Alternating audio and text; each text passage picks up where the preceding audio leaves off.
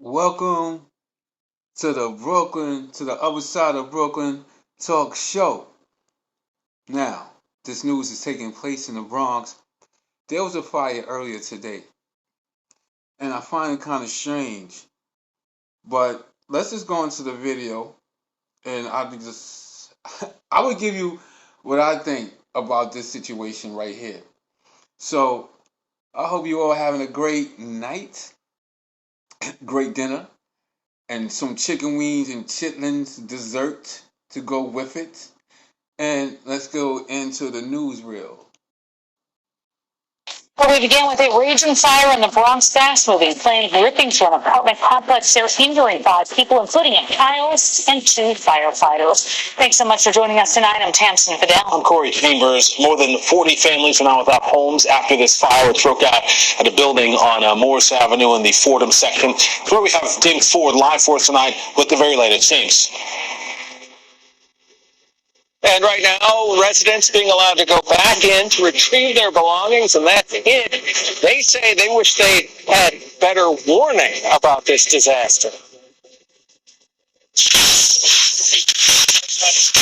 The look of anguish on this woman's face captures a lot of what she and other residents of this building are feeling after this happened Wednesday morning. Residents say that at around 8:25 a.m. they figured out quickly that something was very wrong. And then I had fire. So I thought it was plane, and I had it again. Then I started smelling the fire. So when I opened my door, a lot of smoke. This is video that her family released to us when they say they looked out the window to see how bad it was. You might think the same thing they did. Get out now. However, he was trying to come by the window, and then people keep saying, stay. So the detective said not to go outside. He's going to come and get me. She said they were told it was safest for firefighters to lead them out, and that's what happened. 5 people were injured, according to the FDNY, including 2 firefighters. Of the 3 civilians injured, 1 was a child, according to the local council member, Purina Sanchez. The injuries are reported as minor, but here's why many residents fear that it could have easily been much worse. No smoke alarm, because I don't hear nothing. That's the smoke alarm. No. She's one of a variety of residents who say that because there was no smoke detector or fire alarm, they're just lucky they sensed danger on their own. I smelled wood burning, and then I was like, that's not normal. Like, we don't have any. All right. Now, check this out, right? I'm going to tell you what's wild about this. And, not going into full detail. But what I do know is you cannot put people inside of a building, a legitimate building, because as we see this is look more like a legit building. And there's no fire alarms. There's no smoke detectors. Now, I could be wrong, but there is a such things like the state and the section codes.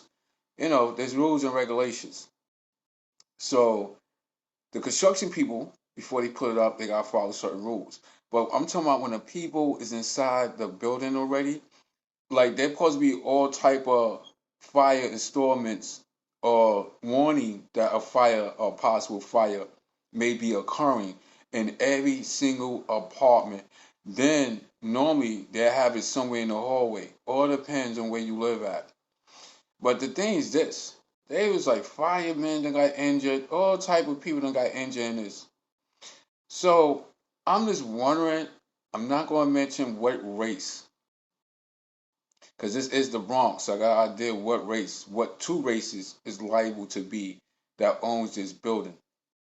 But I got lost when they told the fire people to leave it out. And I'm like, leave what out? The fire alarms? Because you didn't make that connect like that. So my thing is, how could they leave that? Because when you also put up a building, doesn't matter if it's residential or business. The fire marshals got to come through there, and they do their own. Like, there's different people that come in there to inspect to make certain things are totally in order to prevent certain things from happening. like what took place here in this Bronx fire. So I'm just curious as this news go on, who's responsible for this building?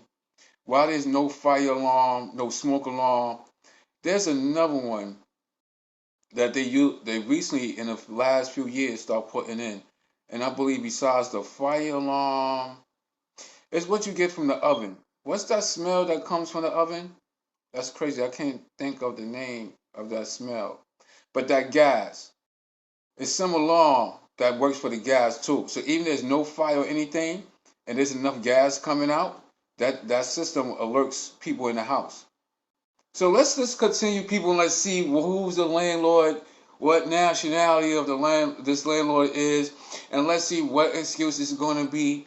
Because how I'm looking at it, it could be we couldn't get in touch with the owners of the building or the owner, or we not sure who's the specific owner, or there's something screwed up in the paperwork where somebody else is the owner and an actual person claim they are the owner is not the owner. So let's just see basically how this unravels. This is what I'm saying. Because they're not saying who owns the building. They didn't say if there's a company that owns the building, private or not. They didn't say if, like, who was the real estate people of this property, and is the realtors are the people that own this. So let's just find out what's going on for you people in the Bronx. You out there, you stay safe. You know, Bronx is a whole different kind of universe on its own. The Bronx. So look, that's done, that's said. Nothing before, nothing after. Drama Rock, I'm up and out of here until the next chapter. Peace.